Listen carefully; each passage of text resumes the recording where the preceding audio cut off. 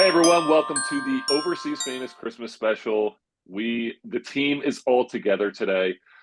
We got John, we got Erron, we got Matt. Michela will be joining us as well. And we're going to talk a little bit about the holidays, playing overseas during the holidays, and just, have some fun tonight. We all have I got some drink going on. Matt is 21 now, so doing everything is Yeah. completely legal, so we're not breaking any rules with that. So how are we doing, everyone? How's the holiday season going? No, it's going. We're getting there. We were talking before about a little bit about the shopping and making sure everyone's kind of caught up on their shopping, because I think that's really the biggest stressor. I feel like the older I get, the more stressful the holiday becomes. It's not as fun anymore. Like all of a sudden, we're tomorrow's the 23rd, 22nd. and oh shit. Yeah, Yeah. fuck. All right, so Months today. tomorrow's the 20th. All right, I'm like jumping ahead. I just feel like the fact that everything goes so fast, you don't even enjoy it as you get older because there's so many other things that your kids are doing, and suddenly there we are, and it's like the day before Christmas, and you're like, oh shit, I got to get in the Christmas spirit. And I just think that this is a nice little way to kind of get us It's going. like you got to start in November. You can't wait until Jesus. December. Everyone says I'm going to do shit after Thanksgiving. You got to start in November. I had all three little boys. We had all them basically done in November. Then we just had like to do like the nephews and the nieces. And I'll tell you, I've been to the supermarket like 6 times this week. That's Oh what yeah, got that's the 30, killer. 30 people coming over on Christmas Eve. So we'll see how that Do you goes. really? Wow. Yeah, Holy 30 shit. people. Yeah, we like to entertain over here. Yeah. Wait, are you doing the seven fishes? Nah, fuck that. No, we're not doing the Yeah. same. Nah, we're doing like a 26-pound turkey. Then we're doing Okay. the shrimp scampi. Okay. Shrimp scampi is always a hit. My mom's bringing over the stuffed shells with the Oh ricotta. wow. Yeah. And then I think we got a lasagna coming too, and then all the sides, and of course we got the bar flowing. That's my Yeah, area. that's So Matt, you are in the middle of your season right now. How's your season at Muhlenberg going? So far, so good. We got off to a pretty good start. We're 6-2, getting some votes to be ranked in the top 25. So it's always pretty exciting. We actually fly Nice. out to Seattle, Washington on the 26th to go play Whitman and Whitworth. So doing a little Nice. West Coast Nice. trip. First time traveling with the team in college because all the COVID stuff and everything. So glad to finally get this opportunity. The 26th is always a fun time. Like I Yeah. know, Aaron, going into college, I remember you would get like the 23rd. Like we always had a game like the 22nd, and Yeah. then you would go home like the 23rd, the 24th, the 25th. Maybe you would have a game the 23rd, and you get home for 2 days. And then, yeah, 26th, we always had practice. And our coach would push practice back to like 8 o'clock or, Yeah. 7 o'clock. So you'd have that day to kind of be home on the 26th and before it really started up. Yeah, that's what basically we're doing. We have a late practice to like the night of the 26th. We fly out the 27th. So we get a nice 4-hour plane ride there, 4-hour bus ride from Seattle to Walla Walla, Washington, and then a 2-hour practice after that. So gonna be a busy day. Holy shit, that is a long, busy day. Lots I of don't miss traveling. those days. Yeah. Yeah, I it's was the gonna, last year for me, so I gotta make the most of it here. Of course. yeah, yeah. that is crazy. Just the amount of just that grind, that traveling. I was thinking we were talking a little bit about this before we hopped on of the what how many so Matt, you're in college, John, you know, musician, has done a ton of stuff with music and the DJing. Aaron, me and you both played our careers, headed Mhm. overseas. How many people who has missed a holiday? Not missed a holiday. I mean, you're obviously going to celebrate, but who is not home for a holiday? Matt, have you ever not been home for a holiday? I'm trying to think off like the top of my head, not like a Christmas or a Thanksgiving, but this is like the closest that it's been to like not really getting like a break at all. Like I'm only home for like 4 days like this week pretty much, and then right back to school, fly out and Yeah. practice and conference play again. So it's right back into the grind. But not yet have I had like from basketball perspective had to miss something like miss a holiday for a game or a practice. Yeah. John, how about you? Being, you're in a different field, but have you ever had to be away for something even in college? Not necessarily out of the state or out of the country, but it depends on the holiday. New Year's Eve is a big DJ holiday, so I'd say since I've been every other year, I've worked New Year's Eve. This year, I said, nah, I'm having people over here. We're just having a party. Certain holidays. I do remember, I used to wait tables, certain industries, for like probably 7 years straight, I missed every Christmas Eve because that was the night to make money. But that was early in my career. But yeah, it depends on the holiday, DJ wise. I never get 4th of July. I usually do 2 jobs every 4th of July, like recurring gigs. Halloween, I'll DJ on Halloween. I have been asked about like a Christmas Eve wedding, but I didn't. Yeah. Someone wanted to have their wedding on Christmas Eve, have like the whole like Christmas type of thing. I was also asked to do a wedding on Halloween, but that got canceled due to COVID. That was going to be really cool because they were both like goth kind of people, and like it was like the black dress, and everyone was going to be dressed up and masquerade. But if the money's there, I'll do it, but now it's got to be worth it, with 3 little boys and the wife and whatnot. I'm not like chomping at the bit to work on the holidays. That's definitely for sure. All right, now, Erron, you obviously I already know this answer, but share your story of how many holidays you have missed throughout your career. Is it because I'm thinking, was mine more? Was I home more or was I away more for Christmas? No, I was definitely away more, because at PC, we practice on Christmas. Yeah. So, depending on, what the situation was, it may be we played the 22nd, 23rd.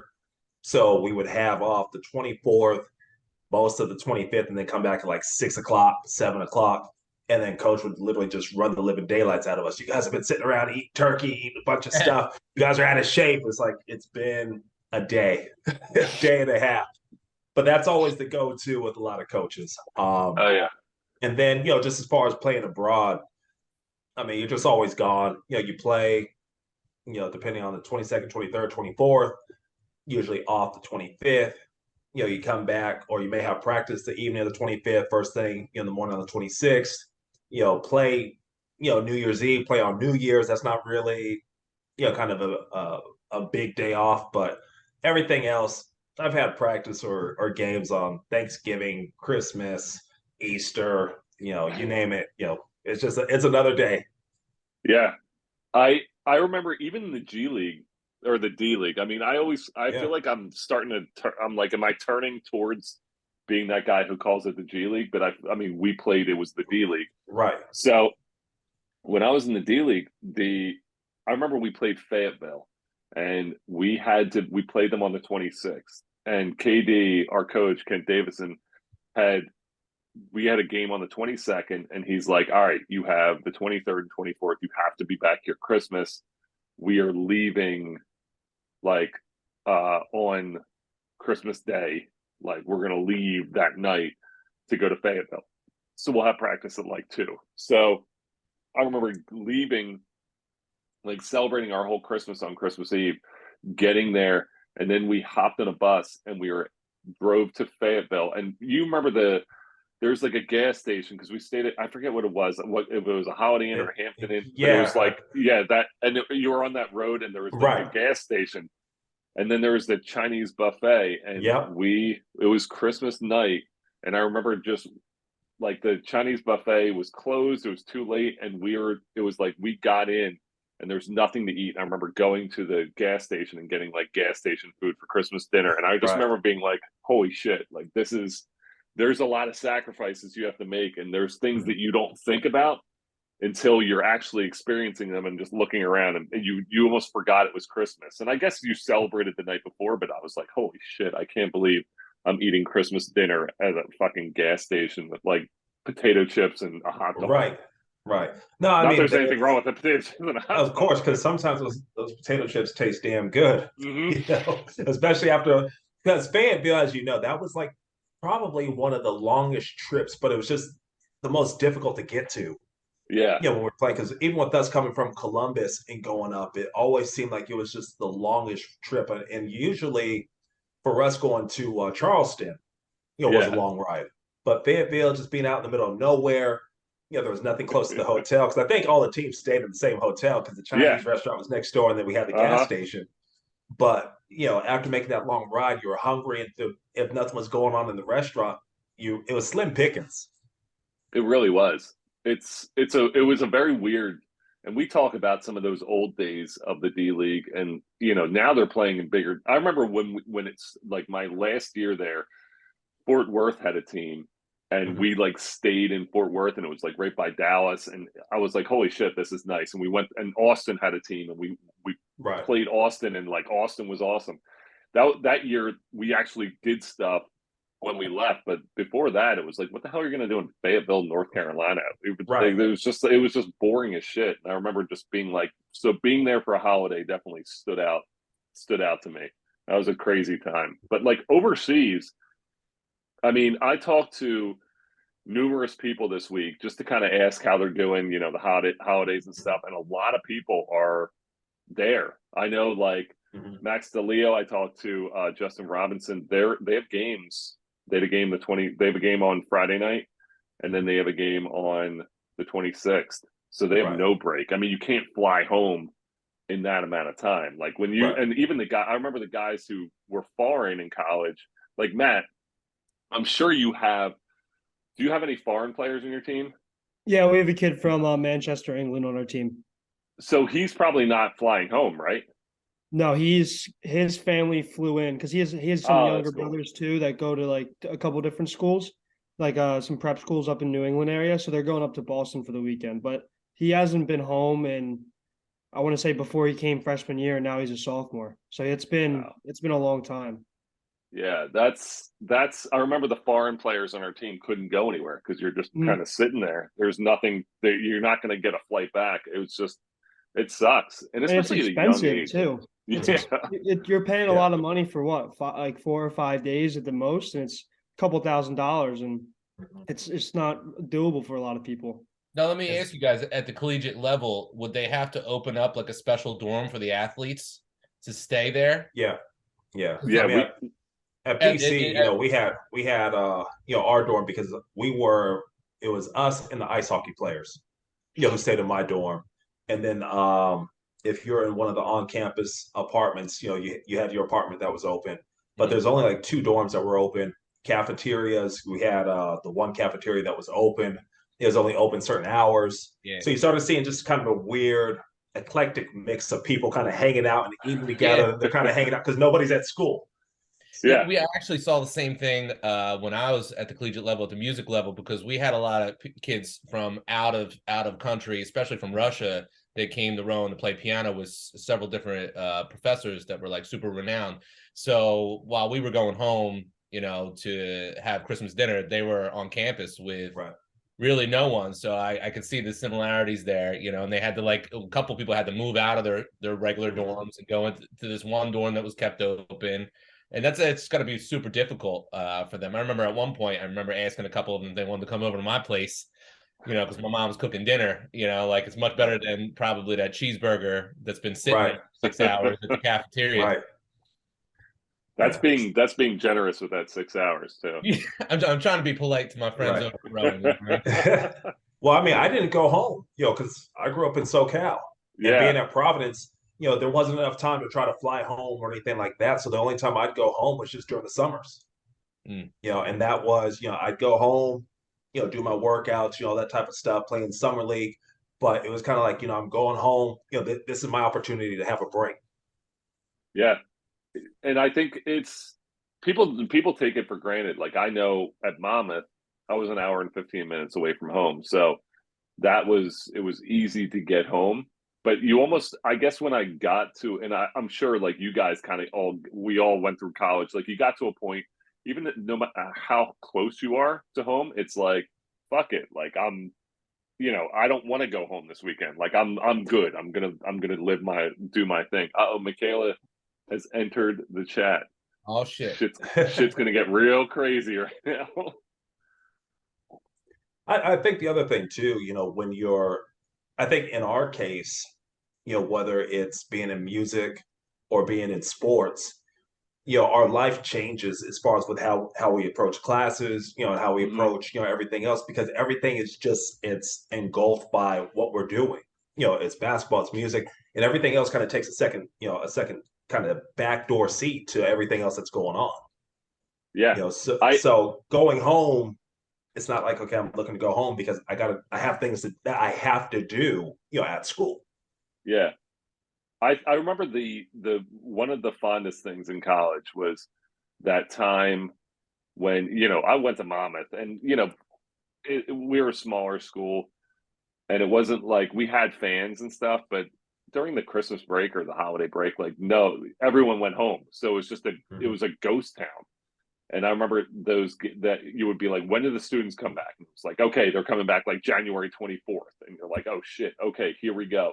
And that game that we played on like the January 25th, all of a sudden it's packed again. And you're like, you just get fired up because you've been sitting there playing in a half empty gym with Yeah. just, alumni and stuff there and no kids. Suddenly when the students come back, it's great. Plus, like I don't know, I don't know, as a guy, you're just kind of like, there's nothing, dude. You want to look, you want to, you want to college for a little bit. So when there's no one there, it's hard to college when there's no one there to college with. And I think within the Big East, it was different because, we had 17-5 at our games. So, and it wasn't just, Yeah, the students, because Providence itself has so many different schools that are in the area. It's close to Boston. You have, Connecticut right there.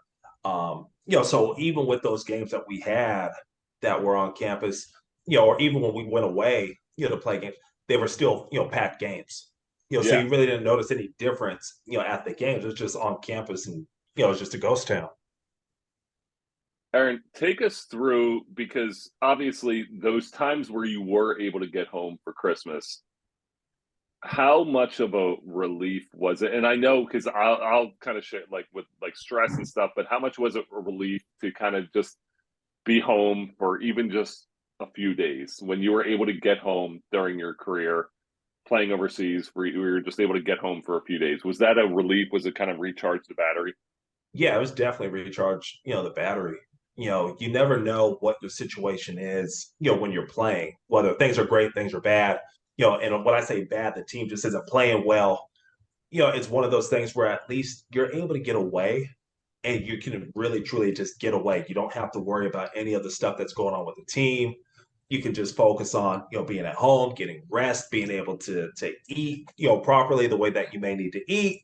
Again, it depends on where you're at. But I didn't come home much, when I played abroad. But the few times that I did come home, it was really just getting that recharge, being home for that, 7 days. You're coming back, you feel like you're running faster, you're jumping a little higher, your shot's a little bit better because you actually had that proper break. Yeah. And overseas, they're not fucking around with like the break. Like we talked about this a little bit with just the comparison between, what the NBA goes through and what overseas. Like it's a very old school mentality. So they're just running the shit out of you and they're running and Right. running and running. And your body is just done. So those Right. 7 days where you're like, all right, I don't have to be, brought in or lift or do anything. I can just do what I want to do because you're going to get it back. And like Matt, Right. Aaron, like John, like how it is, like when you just step away from something and you can kind of take a break and then suddenly you're like, it's not going away. Like I'm gonna have to bust my ass. I'm gonna be feel like shit at practice regardless. So I might as well just enjoy it and take advantage and throw a few back for the it's all about. That's what the holidays are about, at least in my family. I just always felt like you were saying, you know, because with a majority of those teams, it's a dictatorship. Mm-hmm. you know, in some ways it's kind of an extension of college in terms of, with the coaching when you're abroad. And it depends on the personnel of the team. You got a bunch of vets, it's completely different. You got a bunch of young guys, it's very, structured, and it's you got to run the play specifically. You really don't think, you just do. But going home, I always looked at it as this is the time my body can be refreshed. and I'd still go ahead, get myself a jog in, here and there, 2 days before. Okay, let me go in the gym, shoot some free throws, move around a little bit. But I never felt like I was, out of shape or anything. I always felt better because I actually had that time to just let things heal, and just rest and not be in that mode of just, the constant pounding. Because as Kevin, that stretch after Christmas, your ball's out. Yeah. There are no breaks. You're playing every week. If it's a once a week league, if it's a league where you play multiple times, you're in the thick of the season at that point. Oh, hell yeah. And it gets rough. That second half too. Mm-hmm. I mean, the first half, like they're grooming you into what they need you to be, and it sucks that preseason. Once you start getting the swing of things, once that second half comes, the pressure really comes with it because if you guys aren't winning, like I always say there's like those little breaks where they're going to replace, and it's right. like that early, that late August, early September when they're like these aren't working out.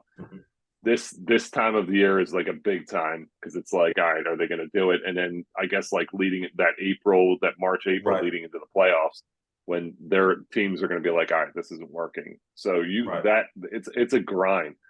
I always say everything is a grind after Christmas. Like I feel like once that holiday passes, like January sucks. It's just fucking cold. Like there's nothing. Like what good is in January? Like besides birthdays, obviously, but like I always looked at January as just like there's like no redeeming qualities in January. It's just like there's no holidays. There's nothing to look forward to. I guess like the NFL playoffs, but it's just like fucking boring, and it's cold, and it's gray, and it's snowing, and I just remember January and just being like, ugh. And then February, you're like, all right, at least you're fucking short. Right. Like, there's not as many days in you. And then March, you're kind of like, all right, maybe I can wear a t-shirt occasionally. Spring, yeah. Get rid of the fleet, Kev. Why am I wearing all these clothes? This is fucking terrible. So, no, it's crazy. So I listened to last year's episode the other day, our Christmas special, and what we did is we went around, and I'm guessing that Michela, like she's driving, so she's probably able to listen. So she's probably listening to us right now, but not able to kind of like talk or whatever. So I feel like she's part of this, but she's just like taking it all in. Because last year we all had a wish, like something that we wished would happen. And we talked about like sponsorships, and we talked about live shows, and we talked about, growing the business, and we talked about, where we're going to be in a year. And when we look back, I was sitting there, I was like, oh shit, we did that. Like we did the live shows, our live shows increased. We got a sponsor this year, Loot Mogul, which is super cool. And we've grown something from what we started as us, like sitting around doing a podcast and just talking about overseas, to something where, I've been like informed, like don't spread too much of what we're doing or like on the podcast, but the three of you guys know where we're going and what our trajectory is and what we're doing a lot of behind the scenes. But it's super cool that we set these goals, and this year was like the first year we like really achieved them. And I was just listening, and I was like, holy shit, this is awesome. Like I feel very proud. And when I say I'm thankful for you guys, and like the effort that you've given, and the commitment that you've given, and the time that you've given. I mean, we've done this, like there's a lot of episodes, and that you guys have hopped on and done stuff, and Matt with writing a lot of questions and helping shape the interview and helping shape me as an interviewer, and John, every fucking week you're like, I'm like, okay, here's everything. And I send it to you, and all of a sudden everything is done. And all the episode is completed and up on YouTube, and it's incredible. And Michela, you're making these incredible promos, and I have people writing and being like, hey, how in the world, there's two Michelas in the waiting room. I'm admitting all of them, all the Michelas. Every Michela, come on down. There she is. Hey, there she is. Your microphone, Michela. Hi. Okay. Hi. Hey. So good to see everyone. Oh my God. Okay. Michaela, Yeah, you came in right during the thank yous, during the thank you speech. it warms So my heart just to even get when Kevin's like, "Hey, you good?" I'm like, "Yeah." Just one of those texts even warms my heart. So don't make me cry with the thank yous because no, please, like I said, Michaela, I was just talking about you when you popped in. I had multiple people who were just like, "How did you do this? How did you do this? Like, what did you do to make the promo where everything's moving?" And I was like, "Talk to Michaela." I was like, I'll connect you. So I have a few people I'm going to connect with you because they're like super interested because they're like, "Holy shit, that's incredible." So like, I was just talking about the time and commitment that you guys have given to the show and to what we started from and what we're doing, and we just had talked about like our goals from last year and how we hit all of those goals. And so like, Matt, John, Michaela, you guys are just a dream. And then Erron, like how many conversations, late night conversations have we had about how we can get this business and how we can help these athletes and how we can help this thing grow. And it's just the four of you are just a tremendous group of people, and you've helped me be a better person. You've helped me grow as a human being. You've been there through like the worst parts of my life and the best parts of my life. And as a human being, I really use this time on the podcast to just say thank you, because you guys are terrific. You care, and you're just good people. And to the four of you, I thank you tremendously, and I really appreciate everything you've done. So thank you, thank you, thank you. Here's my toast to you guys. Thank you, thank you, thank you. So Well, I mean, that was for my little myself, spiel. I just appreciate everybody. And yeah, Kevin, we've had like conversations about so many different things in so many different areas, but being able to, bring it all in. And, just with John and Matt and Michaela and yourself, you've given me, just different directions and different ways to be able to look at life outside of hoops. Mm-hmm. And that's exactly, what this is about, being able to share that other side of life, when you're not on the court, as we know, being abroad, what else do you do in your spare time? You may practice 3 hours a day. So what else do you do? What do you do to keep your mind, occupied? And just being able to have the different questions that Matt comes up with, production, advertisement, just the wackiness that comes with everything as well. It's great because it's really all of us and just our personalities just being able to, come into a safe place and just be who we are. So, I just appreciate everybody for just accepting me, bringing me on board, and just being able to, just help out whoever we're able to help out. Well, I appreciate that. I mean, that's you guys. You all have done tremendous things to make this what it is. And we talked about where the future is going, or where we're going, and what's coming. And it's humbling when you kind of look back and you're like, wow, like none of this would have been had I not gotten even like the little things. Like, had I been doing this, I was sitting here doing this by myself, and I was like, I remember I interviewed a guy who had played during like the Libya uprising, and I was listening, going through, and I couldn't figure out how to fucking patch the call through. So I was like, almost like holding my phone up to the computer. The audio was terrible. And I remember talking to John and being like, I suck at this. And he's like, I can help you. And he made it like, he started with the producing it. And then Michaela comes in, and, her expertise in social media and expertise in teaching me how to like, be a human being. And a lot of these things. And then Matt comes on, and it's like Matt, not many people know Matt is like, he's quiet, but he has a tremendous like sports brain. So when I'm like doing an interview, I'll like text Matt and be like, all right, what do you think would be like something I could do here? And he's just like, here's how this interview should go. Here's how we could do it. And it always ends up good. So I appreciate you guys.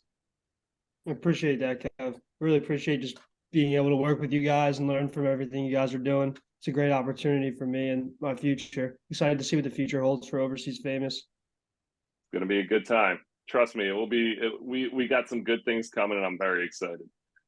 Now, the one thing we talked about we have like a bunch of imports right now, a bunch of players who are all going to be sharing this kind of with us. So does everyone have alcohol to drink? I don't drink, but I got my juice. I'm fresh out of the car. So. Nice. So I'll do 2 for you, Michela. Thank you. There we go. I'll do 2. Yeah. All right. So what we can do is, and I'll kind of share the story real quick. So when I was in high school, I had a friend who I went to his house. You know, you get to that age when you don't hang out with your family anymore, and you're kind of like, all right, this is great. We'll spend Christmas tomorrow together, but like it's Christmas Eve. You're not sitting there with your family singing Christmas carols anymore. You're like 16, 17, 18 years old. You're like, all right, I'm going to go do my own thing. Like I want to get out. And that was kind of that time of year. So I ended up starting to go to my friend Mike's house, and they had like the 7 fishes. He's Italian. So we would sit there and do the 7 fishes, and a bunch of us all started going. My whole friend group would end up there, and his dad had done a shot since with his dad when he was young, and it was a tradition that kind of passed down from generation to generation. And I became part of that because I started doing it, and this shit was everywhere. Like we took it overseas. I was in college. I was doing it every year. When I was in Australia, I was calling them like my Christmas had already almost been over, and I was calling them on Christmas Eve and doing the shot. And we just kept it going. And still today, with kids and everything, we still call each other every Christmas Eve and do the shot. So when I thought, why don't we do this with all of us in the imports, where we can kind of have this ability to sit down, have a shot, and just celebrate, the things that we have, and, like make sure that we're remembering the things that we don't. So I'll hold it up. It goes for all that we lost and all that we gained, and for all of those who are dealing with pain. This is for you, Overseas Famous. Cheers. Ching ching. Cheers. Cheers.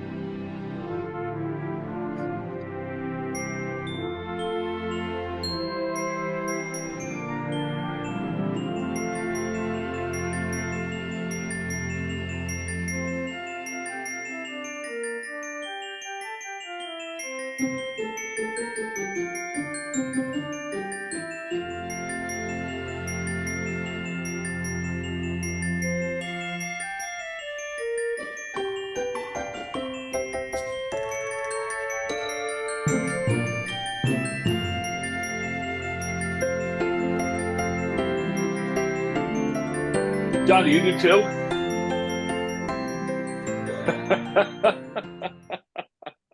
Hell yeah. Thank you.